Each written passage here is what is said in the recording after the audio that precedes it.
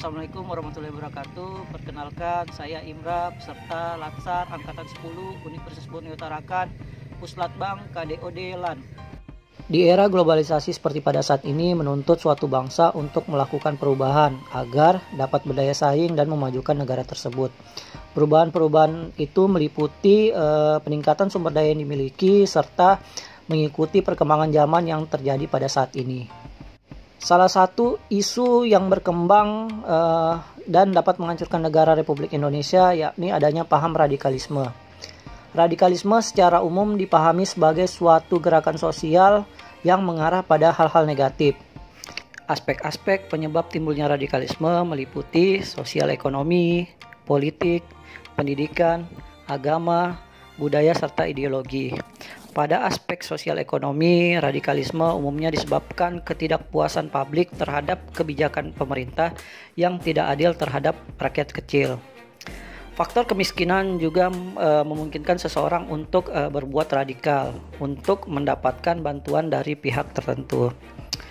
Pada aspek politik, radikalisme umumnya disebabkan oleh ketidakpercayaan sebagian masyarakat kepada pemerintah sehingga berupaya untuk membuat perubahan di negara tersebut.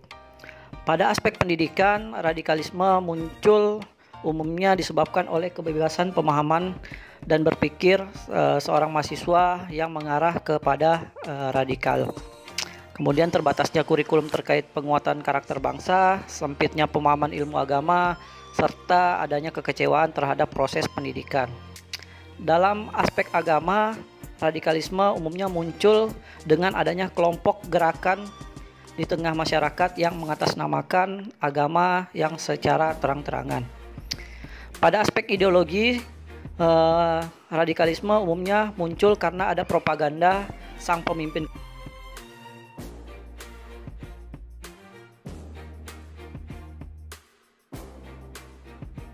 Seperti kita ketahui bahwa bangsa Indonesia merupakan negara Bhinneka Tunggal Ika, di mana terdapat perbedaan suku, agama, budaya, ras, sehingga ketika ada radikalisme memungkinkan terjadinya perpecahan dan merusak persatuan bangsa.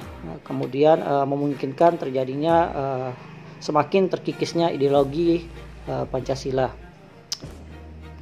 Aksi nyata yang dilakukan untuk mencegah radikalisme pada ASN, sebenarnya pemerintah sudah membuat langkah-langkah untuk pencegahan radikalisme pada ASN, di mana dengan adanya portal aduan ketika adanya ASN yang diduga terlibat radikalisme. Terus pemerintah juga sudah membuat kerjasama di berbagai kementerian dengan membuat surat keputusan bersama. Terus dalam sistem perekrutan ASN di sini dilakukan seleksi yang ketat terkait memungkinkan adanya calon ASN yang memiliki paham radikal. Terus setelah dibentuknya aparatur pengawas atau aparat pengawas intern pemerintah dalam mencegah radikalisme. Di dalam Undang-Undang 1945 juga dijelaskan strategi sebagai anti radikal. Di sini ada dua tindakan yang dapat dilakukan, yakni ada kontraradikalis serta deradikalis. Kontraradikalis itu sendiri merupakan kegiatan untuk memerangi terjadinya radikalisme, yakni dapat dilakukan dengan mengikuti workshop, seminar terkait pencegahan radikalisme, seminar terkait kebangsaan, serta terkait penanaman nilai Pancasila. Kemudian yang dimaksud dengan deradikalis yakni ini dapat diterapkan melalui ideologis atau perilaku dalam mencegah radikalisme. Sedangkan untuk saya pribadi di sini ketika atau hal-hal yang akan saya lakukan untuk mencegah radikalisme sebagai seorang ASN, di sini saya akan menanamkan 4 pilar kebangsaan dalam diri saya, di mana mengakui bahwa Pancasila sebagai dasar ideologi, Undang-Undang Dasar sebagai 1945